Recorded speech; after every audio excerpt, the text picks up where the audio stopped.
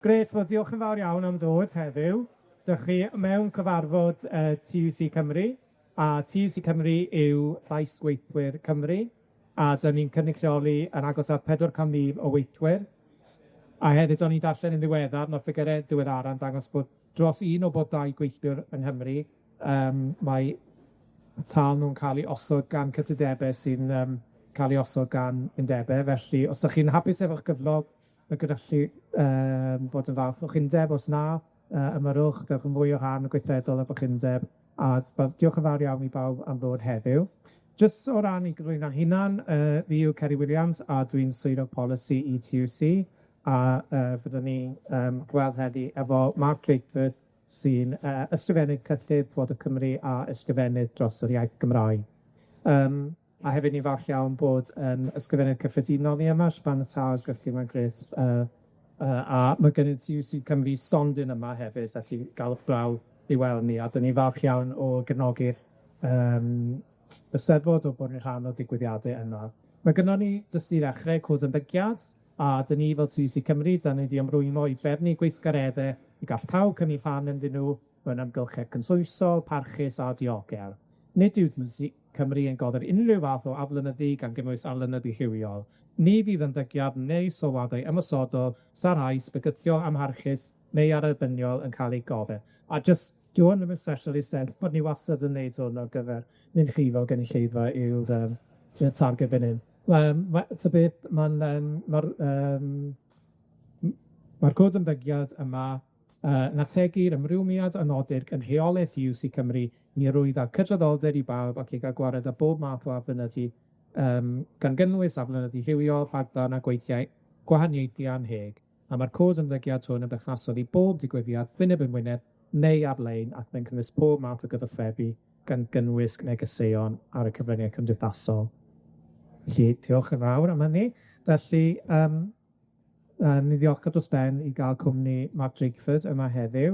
Dyn ni'n bynsiedig i'w gael a mae ni'n, fel ydych chi'n gwybod, mae fe'n un o benseiri Llywodraeth Cymru a Senedd Cymru ynghyd â pleidiau eraill, ond mae Mark wedi bod yn rhan ganolog o hwnna pretty bod o'r cychwyn, a dwi'n arbennig o ddiolchgar. Ac o'n i'n awyddus iawn i gael chi yma heddi, Mark, achos chi'n gymaint o ffynd i'r undebau ac i weithwyr, a dwi'n gweld lot o fendith o'r holl waith chi'n gallu wneud o ran cynnwys y undebau yn eich rhaglen gwaith chi, a hefyd gan roi gymaint o ymdrech i gyflwyno'r ddeddf partneriaeth cymdeithasol, sy'n ei gynnwys o wahaniaeth i ni fel undebau, sicrhau yn llais ni nawr, ac y dyfodol, a gosod ni yn y prif ffwd Ewropeaidd o ran cael berthynas iach ond heriol rhwng gweithwyr, llywodraeth a cyflogwyr. Felly, diolch yn fawr iawn i chi am pob dim ydych chi wedi gwneud dros gweithwyr yn Cymru. Felly, y fformat yw, fyddai'n holi am ryw hanner awr, a gobeithio am ryw atebion gan Mark wedyn ni sy'n ymelaethu ar y pwynt sy'n cael ei godi, a wedyn, wel, bydd yma ryw 40 munud ar y diwedd i chi fel cynulleidfa cael holi, a byddwn ni'n llaw y cwestiynau gynnwch chi. Ond Mark, i ddechrau, y thema heddiw yw ynglyn â y Senedd sydd i dod, dyfodol datganoli, enwedig o safbwynt gweithwyr ac o ran cymunedau Cymraeg. Felly, i ddechrau, sut fydd y Senedd newydd o 2026 ymlaen, gyda'i chyfansoddiad gwahanol, yn gallu gweithredu'n gadarnhaol dros weithwyr? Wel, Ceri, diolch yn fawr o'n cwestiwn, diolch yn fawr am y cyfle i fod gyda chi i gyd. Un o'r pwrpasau i ail trefnu pethau yn y Senedd yw i roi cyfle i'r aelodau'r Senedd i ganolbwyntio ar y cyfrifoldebau sydd gan ni nawr yn y Senedd.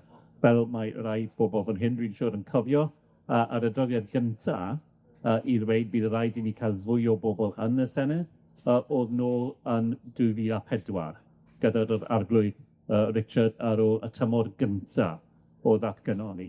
Wel, ar ôl hynny, mae pwerau a cyfrifoldebau y Senedd wedi tyfu a tyfu, ond dim ond y 60 o bobl yn nifer ddeidiol sydd dal da ni na. Ac rhywbeth mae pobl tu fas ddim cweit yn weld yw yr effaith mae hwnna'n gael ar aelodau Senedd sy'n tu fas o'r y Llywodraeth. Mae nifer o'r aelodau Plaid Llafur, er enghraifft, mae'n sefyll ar 3 o pwllgorau o'r Senedd. A allai i ddweud i chi, mae'n amhosibl i wneud y gwaith mewn y ffordd go iawn os sy'n jyst yn redeg a redeg o'r un cyfarfod i'r yr un nesaf. So gyda fwy o aelodau, bydd fwy o cyfleon i bobol i dod yn arbenigwyr mewn y meysydd sy'n pwysig iddyn nhw. A pan mae'r aelodau'r Senedd gyda'r hwnna, mae'n gallu siarad gyda fwy o effaith ar y penderfyniadau bydd y Senedd yn gael. A i fi, ar ôl mis Mai nesa, bydd fwy o cyfleon, nid i bob aelod o'r Senedd, ond nifer o bobol yn y Senedd gyda diddordeb yn y maes o'r undebau a cynrychioli gweithwyr yn y gweithlu i ganolbwyntio ar hwnna ac i siarad lan yn y ddadleuon mae'r Senedd yn gael pan mae'r Senedd yn deddfu i cynrychioli yr agweddau yna. A hyn o bryd, mae rai bobl trial i wneud maen nhw'n wneud ei gorau glas, ond ar un amser mae'n trial i cynrychioli nifer o pethau eraill. Yn y Senedd newydd, bydd fwy o cyfleon i'r aelodau wneud y gwaith mewn ffordd sy'n mynd i fod yn effeithiol. A dyna pam oeddwn ni yn personol yn awyddus i defnyddio y cyfle o dan ni yn y Senedd presennol i bwrw mlaen gyda rhywbeth oedd ni ffili wneud am 20 mlynedd. Felly beth yn ddisgrifio fyna, so ella lle mewn ffordd bod ydych chi'n mynd cwyr cefn sydd yn datblygu rhywfaint o seniority a datblygu arbenigedd mewn maes. Chi roi enghraifft o rywun o Senedd Prydain neu o Congres yn America sy'n ysbrydoli chi yn y ffordd yna, siampl o rywun sydd wedi gwneud hynny'n da dros un maes. Sut chi'n diffinio cymeriad neu gwleidydd o'r math, a pa fath o waniaeth fydde fe'n wneud i bobol dosbarth gweithiol trwy wneud i waith yn dda, neu hi? Wel, dwi'n siarad wrth gwrs o fy safbwynt i, a dwi wedi bod, nid trwy y cyfnod i gyd, ond bron y cyfnod i gyd, fi wedi bod tu fewn i'r Llywodraeth. So, pan dwi'n weld bobol ar y mynciau cefn, a feddwl am bobol sy'n yn effeithiol, bobol pan maen nhw'n sefyll lan i siarad, mae bobol eraill yn gwrando, a bobol dwi weld yn effeithiol fel na yw bobol sydd ddim yn siarad ar bob pwnc, sydd ddim yn sefyll lan bob tro, bob wythnos. Bobol ble mae pobol eraill yn gallu cydnabod nhw fel bobol sy'n gwybod beth maen nhw'n siarad amdano, bobol profiadol yn y maes 'na, pobol sy'n wedi wneud y gwaith tu ôl beth maen nhw'n ddweud, a pan mae pobol fel 'na yn siarad, chi'n gallu weld pobol eraill yn gwrando, a mae'n gallu cael effaith ar y ddadl. So, i roi un enghraifft i chi, nid o'r TUC Cyffredin, ond o'r Senedd, a nid o Blaid Llafur hefyd, bydd nifer o bobl fan hyn yn cofio'r enw David Melding. So David Melding oedd aelod o Parti Caedwadwyr. Ac o'r cychwyn, oedd e'n siarad ar ran plant mewn gofal. Ac oedd e'n neud hynny dros y blynyddoedd. A oedd David ddim yn siarad am popeth. Oedd e'n pigo pethau ble oedd e'n eisiau cael effaith ar y ddadl. A pan oedd David yn siarad am polisïau am blant mewn gofal, o'ch chi'n gallu weld bobol eraill yn gwrando. Ac os bobol yn gwybod oedd e'n siarad o'r lwyfan ble oedd e'n wedi wneud y gwaith, wedi cael y profiadau, ac yn y Senedd newydd, dwi'n meddwl, bydd fwy o cyfleon o fwy o'r aelodau'r Senedd i ganolbwyntio ar bethau ble nhw'n gallu bod bobl sydd yn cael effaith ar yr adl, a mae hwnna'n wir am bobl sydd eisiau canolbwyntio ar y pethau sy'n pwysig i'r undebau, pethau sy'n pwysig yn y gweithlu, a siarad ar ran bobl na gyda awdurdod, achos maen nhw'n gallu arbenigo yn y maes na. Wel, ie, na, diolch fod ni, jyst o safbwynt ni fel undebwyr a gweithwyr Cymru, dyn ni'n sicr yn gwerthfawrogi sector fath a mynd, diolch am yr ateb. Felly un o'r meysydd pwysig sydd wedi cael lot,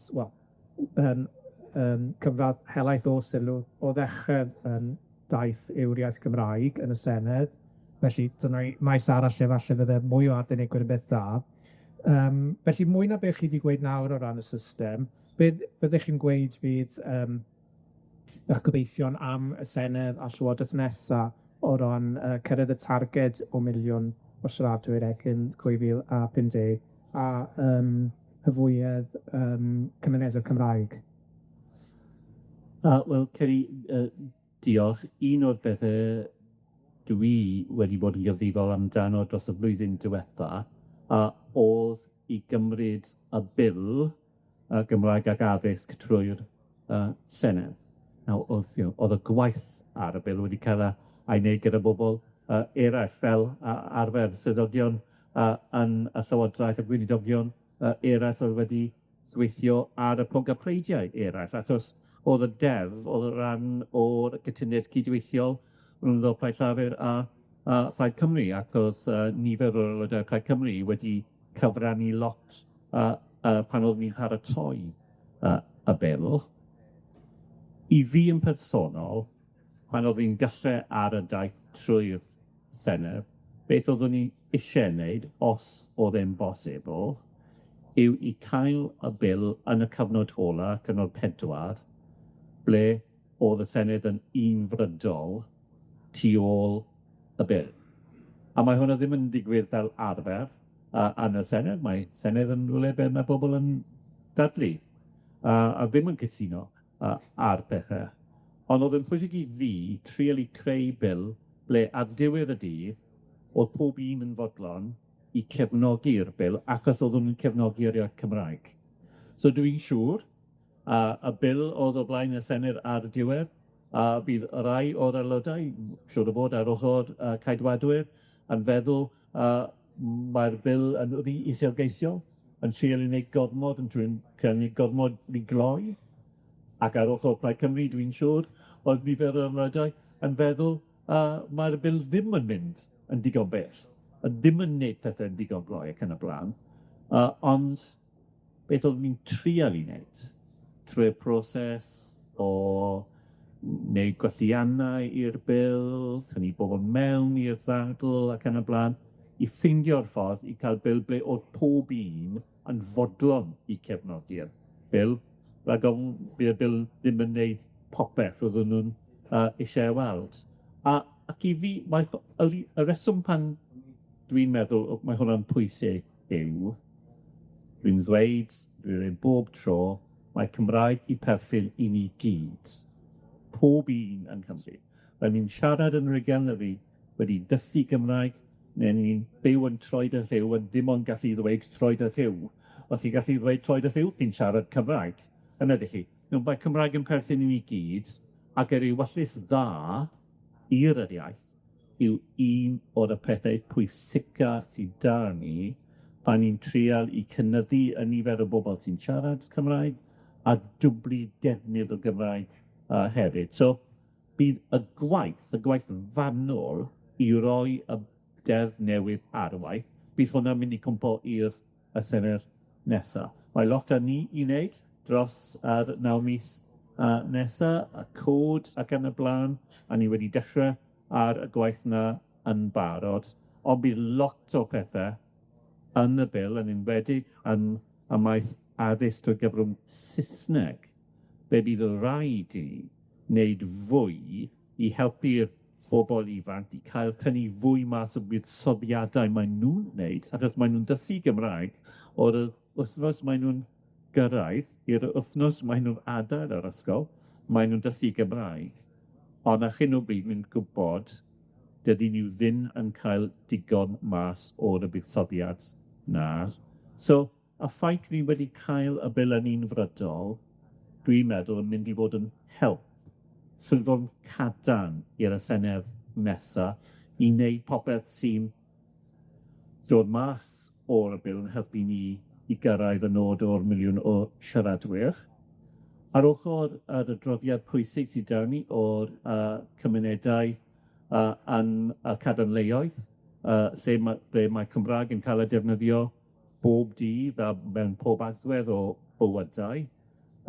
Ni wedi cyhoeddi ymateb y Llywodraeth i'r adroddiad. Ni wedi derbyn o ran fwyaf o'r argymhellion. Ni'n dal i gweithio ar rai eraill. Bydd yr ail adroddiad yn dod mas cyn diwedd y tymor hon, ond le mae ni yn y tymor, bydd yn angenreidiol i'r gwaith ar y pecyn o adroddiadau dy gilydd, bydd hwnna mynd i gwmpo i'r bobol yn y syniad nesaf. A sy'n dwywaith sydd yn rhan o gwaith pwysig iawn a heriol a canolog gobeithio i'r llywodraeth nesa.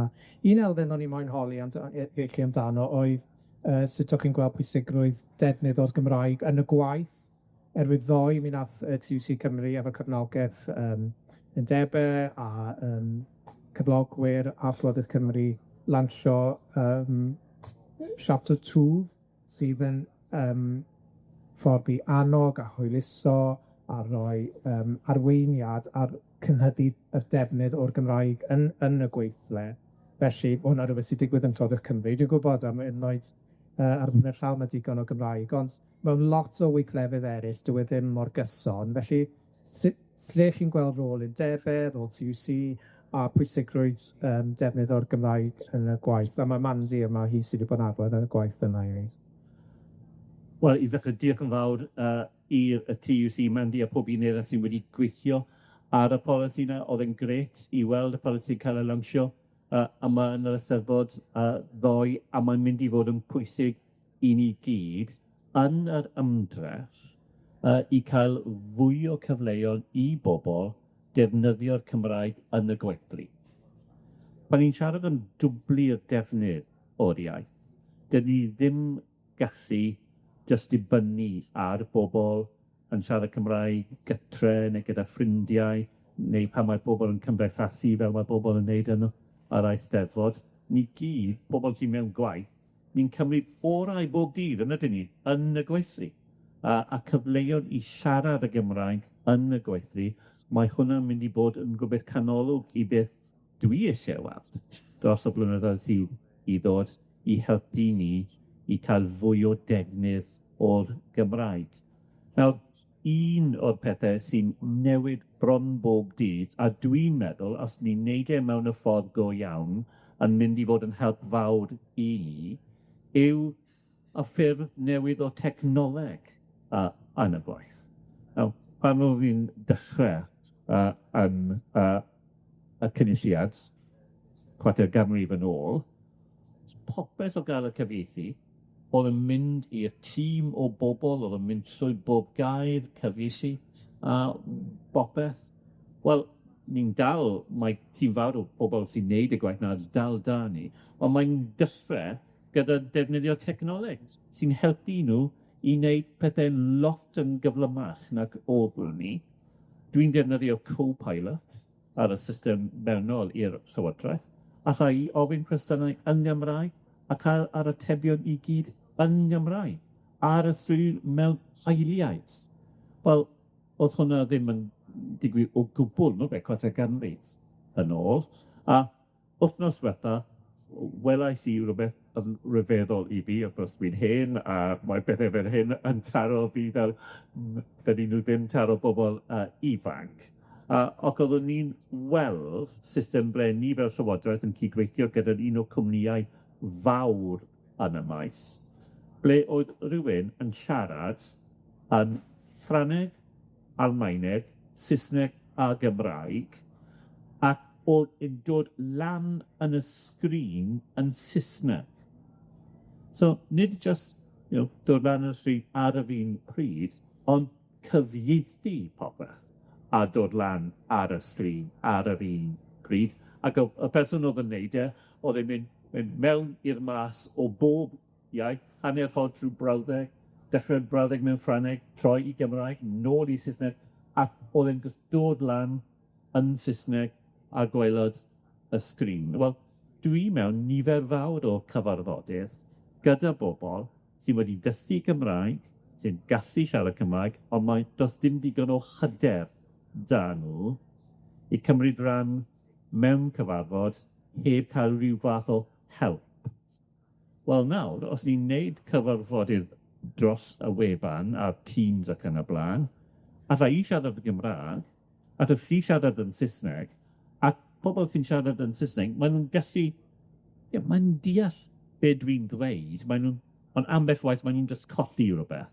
Dim siŵr am y gair, nid cweit yn siŵr am be dwi'n dweud, ond maen just gallu darllen lawr y stryd, a mae hwnna'n mynd i trawsnewid, dwi'n meddwl, a ffordd ni'n gallu cael cyfarfodydd hollol dwyieithog, heb wneud beth ni'n wneud nawr, a y profiad i yw, mae hwnna ddim yn gweithio, pan mae bobl yn cyfieithu, a mae bobl yn dechrau'n Gymraeg. Ond y ffaith maen nhw'n tithfonio arno, roi nhw'n nôl ar y ddesg, mewn chwarter awr, a'i bod gan dos yn troi i'n Saesneg. Na, wel, mae'n dda clywed safbwynt optimistaidd o ran technoleg, a mae'n rhywbeth maes ni hefyd wedi, fel TUC Cymru, wedi gwneud adroddiad ar AI a'r Gymraeg, a mae'n wedi dweud bod Cymraeg gyda'r ieithau lle mae'n fwy o fuddsoddiad yn y technoleg na ieithau ffurfiol eraill. A mae'n le falle i ni gael dynawr heddi ond fwy o drafodaeth ynghylch os oes rhai o adnoddau ar gyfieithu, sef fydd y defnydd yna, lle fydd y gwariant ar y Gymraeg neu meysydd eraill.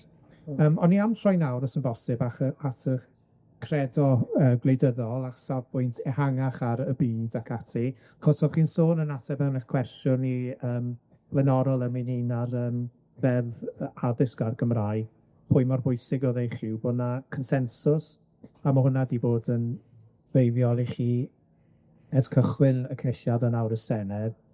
Pa mor bwysig yw hwnna o hyd i chi, hyd yn oed yn roes i ohoni, a sut arall fyddech chi'n diffinio'ch agwedd a'ch ymarfer chi o wleidyddiaeth? Beth yw'r pethau pwysicau i chi o ran eich agwedd chi at wleidyddiaeth?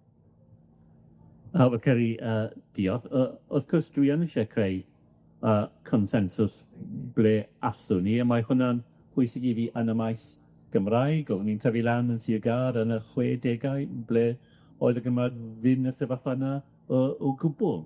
A ble oedd pobl yn ffrio am y Gymraeg. Pan oeddwn ni'n mynd mewn i'r ysgol y ramadeg a felly yn Gaerfyrddin, oedd bron bob dydd yn dechrau gyda bobl dod mewn gyda casgliad o awyren a awyddion a traffig oedd yn Saesneg a roedden nhw wedi casglu nhw yn dod mewn i'r ysgol gyda nhw a dechrau y dydd. So dwi ddim eisiau mynd yn ôl i'r sefyllfa na. Dyna pam dwi'n meddwl mae'n bwysig i cadw y consensws tu ôl y Gymraeg. Ond yn fwy gyffredinol, wrth gwrs, dwi eisiau cytuno dy bobl ble allai ond dwi'n dod o cefndir o'r ochr chwith yn y byd gwleidyddiaeth, a be dwi eisiau weld yw polisïau blaengar a radical sy'n tynnu o'r traddodiad na sydd gan ni yma yng Nghymru, achos os chi'n ofyn i fi am be dwi'n credu, wel, yn sylfaenol, rwy'n sosialydd, a dwi wedi bod hwnna ers y cyswyn a dwi dal i fod un nawr, a pan dwi'n dweud dwi'n sosialydd, mae hwnna'n awgrymu yw, dwi'n dal i credu, mae cyfleon sydd da bobl, yma yn Cymru, mae'n dibynnu ar ymgylchiadau economaidd, ac mae hynny wedi ei dosbarthu mewn ffordd sydd anheg. Pan o'n i'n tyfu lan, oedd y Dynes Unedig yw un o'r gwledydd yn Ewrop yn fwy cyfartal. Oedd y bwlch rhwng y top ar y gwaelod yn eitha gul. Nawr, ni'n un o'r gwledydd fwy angyfartal yn Ewrop. A mae hwnna ddim yn gweithio i fi. Wrth cwrs, dydy e ddim yn gweithio i unigolion, pobol sy'n colli nas, achos does dim digon o adnoddau dan nhw. Ni'n eisiau fan hyn heddi, ni'n lwcus yn ydyn ni. Dwi'n gwybod yn Trelai, yn Gaerdydd, ar adran dwi'n gynrychioli, bydd teulu heddi yn becso am sut maen nhw'n gallu bwydo plant yfory. Does dim bwyd yn yr ystol, ni'n hanner ffordd trwy'r gwyliau a haf. A mae hwnna'n real, nid rhywbeth theoretical yw hwnna. Maen nhw'n eisiau gytre nawr, a dyby nhw ddim yn siŵr ble bydd yr arian yn dod i wneud rhywbeth mor sylfaenol fel i roi bwyd o flaen y plant. Wel, wrth cwrs mae hwnna ddim yn gweithio iddyn nhw, ond dydy e ddim yn gweithio i ni gyd hefyd. Pan byw mewn cymdeithas sy'n angyfartal, dydy ni ddim yn defnyddio y talentau sydd yna i ni gyd. Dydy ddim yn just gallu diffynnu ar talentau o rai o'r bobol yna i'n cymdeithas ni. Mae rhaid i ni defnyddio talentau i ni gyd, ac y ffordd i wneud hynny yw creu cymdeithas gyfartal.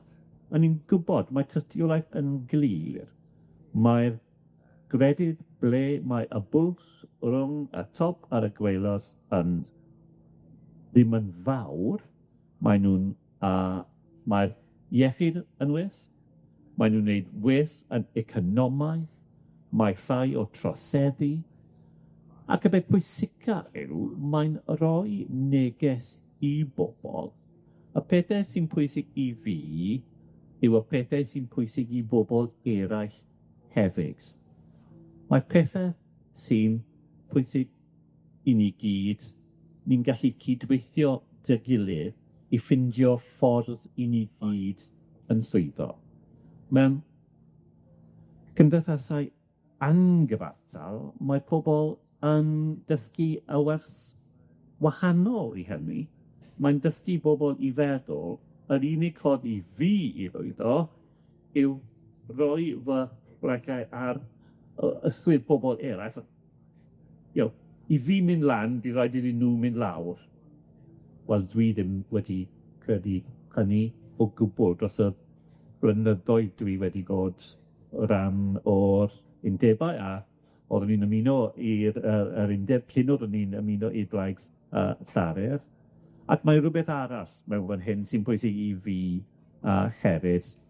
Os chi yn feddwl mae'r cymdeithas well i gael i ni pan ni yn cydweithio dy gilydd, pan ni'n rhoi cyfleon gyfartal i bobol, beth chi'n dysgu yw, mae'r posibiliadau i bobol chi ddim yn gwybod, pobol chi ddim yn mynd i cwrdd â nhw, pobol chi byth yn adnabod, y tynged nhw yn cael effaith ar tynged ni hefyd. A dyletswydd o gofalu am bobol yn mynd tu hwnt i'r bobol ni'n nabod.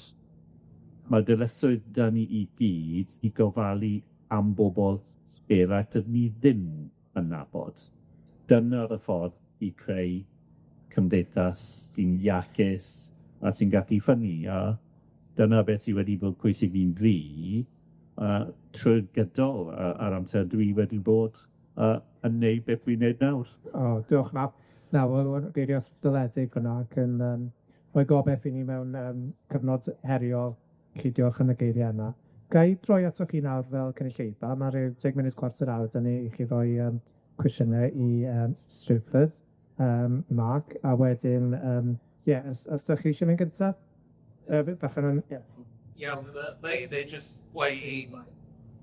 Os mae Gareth syni, neu... gweiddi os yna. Neud o ddynnu o siarad i'r maig. Okay, diolch fawr iawn yn hyn.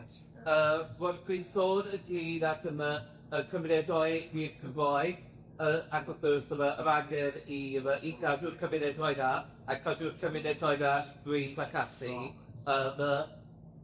A fi fy llywodraeth yn ystyried yn y dyfodol tra'n neud tofiadau neu epeoli sgwyddi o fewn y sector boboethus sut mae hynny yn dallu effeithio ar y cymunedau na a roedd y sgwyddi os i fewn y cymunedau na a gallu pobl i aros yn cymunedau.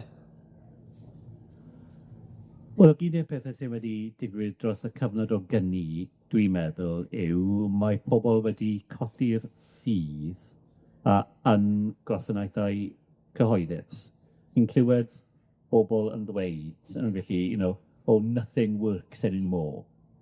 A nawr, mae hwnna ddim yn wir, wrth cwrs, ond ar ôl degad a fwy o gynni ble mae'r gwasanaethau cyhoeddus wedi stryglo i wneud popeth fi'n eisiau nhw'n wneud, chi'n gallu weld pan mae pobl yn feddwl fel na. So, y tasg yw, dwi'n meddwl, i'r Llywodraeth yn San Steffan, y cwt yn cydweithio gyda ni yma yn Cymru, yw ail adeiladu y gwasanaethau cyhoeddus ni gyd yn dibynnu arno. Nawr, mae hwnna ddim yn gallu cymryd dros nos, oedd hwnna ddim yn digwydd pan oedd Gordon Brown yn y cynheffwr ac y prif weinidog, ond dros y degawd oedd yn posibl i ail buddsoddi yn y maes tai, yn y maes trafnidiaeth, yn y maes addysg ac yn y gwasanaethau iechyd. Dwi'n ofyn i bobl, a ydych chi'n gallu dweud i fi, pryd oedd hyder y cyhoedd yn fwyaf yn y gwasanaeth iechyd yma yn Nghymru a dros Dyna Senedig i gyd. Pryd pa blwyddyn oedd hyder yn y gwasanaeth ar ei fwyaf? Ac yr ateb yw 2010. Nid nôl yn 1945, pan oedd y gwasanaeth yn cael ei sefydlu, nid yn y 60au, ond yn 2010. A pan mae hwnna'n wir? Wel, oedd e'n diwedd y degawd, ble oedd y buddsoddiad wedi bod yna, flwyddyn ar ôl flwyddyn ar ôl flwyddyn, a pan chi'n buddsoddi mewn yn gwasanaethau cyhoeddus, wrth gwrs, mae'r gwasanaethau cyhoeddus yn gallu wneud fwy yn gallu wneud yn well. A dyna i fi, dyna'r her nawr i'r Llywodraeth yn San Steffan, gyda mi, i cael y cyfle at y cynllun i buddsoddi flwyddyn ar ôl flwyddyn i ail sefydlu yn gwasanaethau cyhoeddus, i gweithio i bobl a roi hyder nôl i bobl, pan ni yn cydweithio dyhilur fel na, ni yn gallu llwyddo.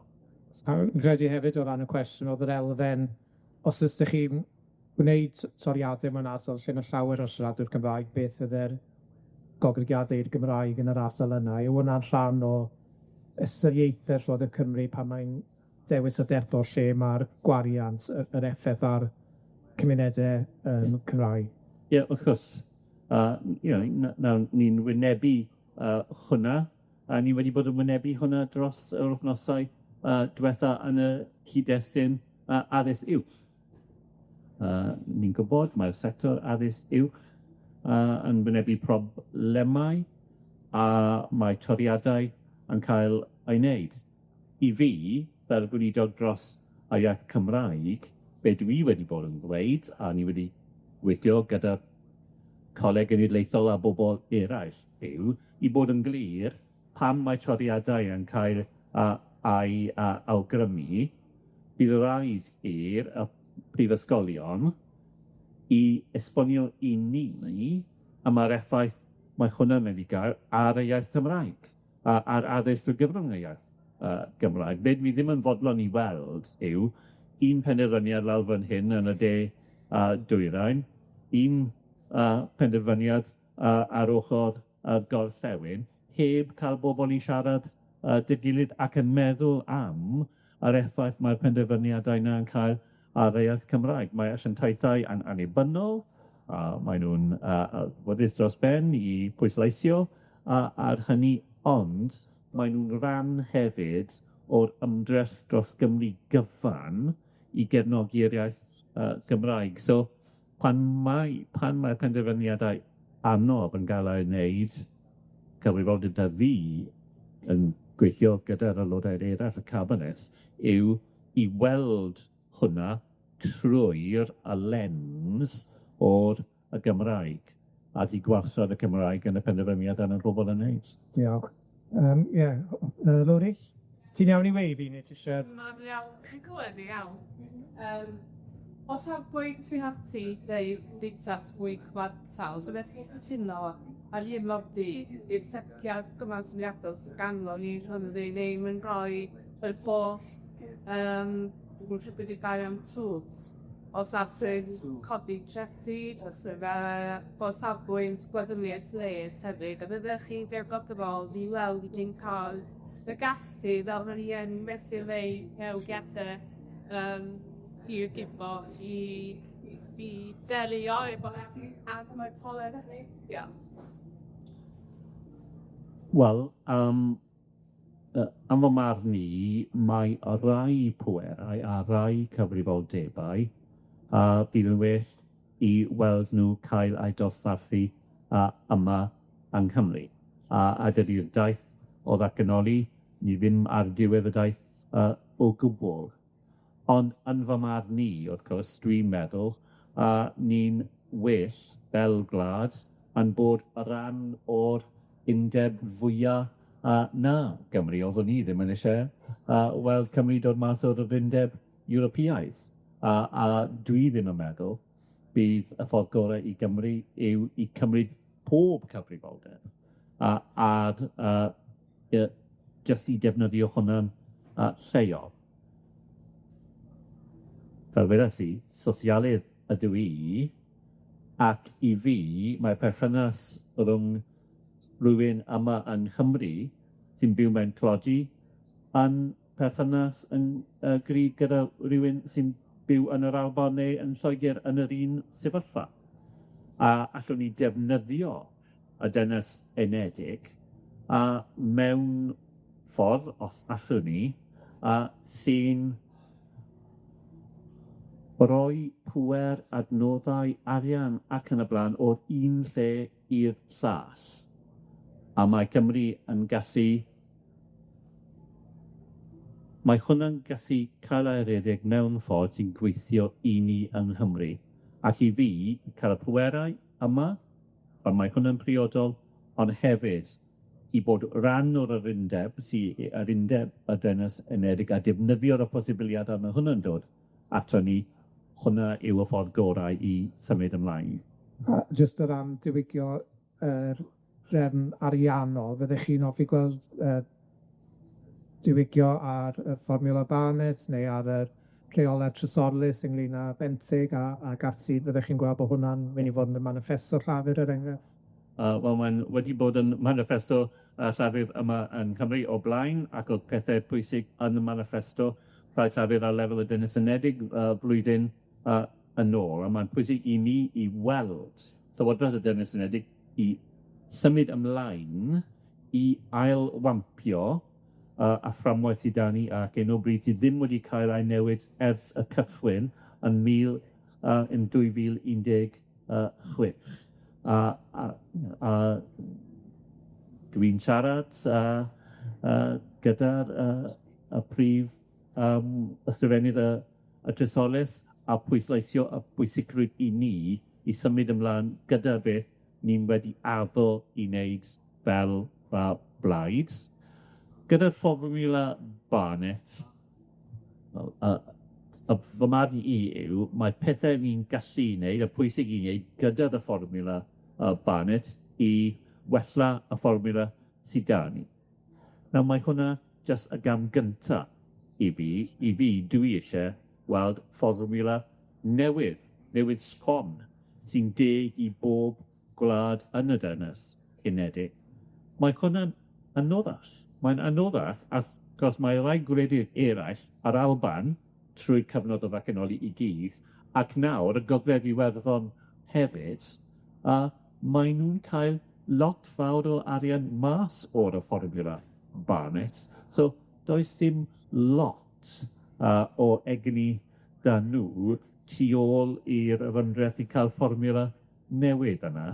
Maen nhw'n cytuno mewn egwyddor. Dwi wedi bod yn sawl cyfarfodydd gyda gweinidodion o'r Alban a Gogledd Iwerddon, ble mewn egwyddor, maen nhw'n cytuno ar yr achos i cael fformula newydd, ond pan chi'n trial i wneud yn ymarferol, chi'n gallu weld, maen nhw'n pryderu lot i colli pethau sydd da nhw yn barod. So, mae hwnna rhywbeth am y hir dymor. Yn y tymor byr, mae lot o pethau, dwi'n meddwl, allwn ni wneud gyda'r fformula Barnett a'u hunan, cael hwnna mewn lle well na mae ar hyn o bryd. Un cwestiwn ola, Mike o'r cefn? Gyda'i Llywegi. If we siarad yn consensus, o gyma'r Holen fwyd am ydi o trybyd, sef bod i tebyg begi cod, bys ba, siw gyfyn i'w consensus, yn y hosos. Wedi, bod ni'n gweld ac ei wafod symud o'i gwyth i'r ati at y de, a bod trwy'r gol osw dibygio ar y system bleidleisio a ehangu a ddilyniant Senedd mynd i godi sydd na fi o dderydd a felly gwrdd ni wynebu bloc o bobl sy'n ddim falle sy'n do cyr y bol yn Gymraeg beth as am ymwylliant i ni a bwyd ddim i trefnu mewn gadarnhaol a bys. Felly, jyst i aladrodd y cwestiwn ynglyn â unigryddusol, sut mae ymateb i ffôn pam ac os gewn nhw bloc sylweddol yn y Senedd nesaf yn benodol o safbwynt i agwedd at datganoli ar y Gymraeg. Cwestiwn eraill, ond... Mae am fy marn ni'n lwcus i cael y system newydd sydd da ni. Achos os reform enghraifft yn mynd i gymryd 50% o bleidlais, 50% o seddi bydd da nhw. A bydd mwy na 70 o'r aelodau y Senedd newydd yn dod o bleidlais sydd yn cefnogol i'r datganoli. So bydd mwy afrydd o bobl, dwi'n hyderus, yn y Senedd newydd, yn dod o'r bleidliau sy'n ar y chwith gyda'r syniadau blaengar. Y problem i bobl ar y chwith yw, mae lot o dewisiadau i bobl yng Nghymru nawr ar y chwith. So bydd yn anodd dros i unrhyw un blaid i domineiddio neu cael mwyafrif o'r seddi. So, her i'r bobl yn y Senedd newydd sydd, sut allw bobl, sy'n bobl sy'n ar yr ochr blaengar, yn dod dy gilydd i ffindio'r ffordd i roi llywodraeth i Gymru sy'n gadarn, sy'n dyfynadwy, a sy'n blaengar hefyd. Bydd y nifer o bobl yna i wneud e. A dwi'n meddwl, a'r hanes o'r chwarter ganrif o ddatganoli yw hanes o bobl yn dod dy gilydd i wneud pethau sy'n bwysig i ni yma yng Nghymru. Mae'n heriol, mae'n anodd i wneud, mae'n cymryd amser a amser, fe rhaid i chi siarad a siarad dy gilydd, ond dyna'r gwleidyddiaeth yw i wneud hynny, ac yn y Senedd newydd, pobl o bleidiau sy'n yn cefnogol i ddatganoli, diffindio'r ffordd i cydweithio a roi llywodraeth i Gymru sydd ddim yn mynd i gael tynnu mas o'r lwybr ni'n wedi bod arno dros y degawdau, ac os maen nhw ddim yn credu mewn datganoli o gwbl. Mae ffordd i ysgoi hwnna digwydd, a mae ffordd yna, achos y system newydd yn helpu ni. Yn y system bresennol, mae parti'n gallu ennill seddi ar ôl seddi o'r first past the post gyda 30 y gant o bleidlais. Mae hwnna ddim yn gallu digwydd yn y system newydd. Wel, diolch yn fawr, Mark, a hefyd am o'i ymweiniad i ni fyna ac i'r Senedd newydd o sut i gario mlaen efo'r waith da ac ymateb i'r heriau'r dyfodol. Felly, ar rhan TUC Cymru a holl weithwyr Cymru, newch chi cymeradwyo yr ysgrifennydd y cyffwrdd.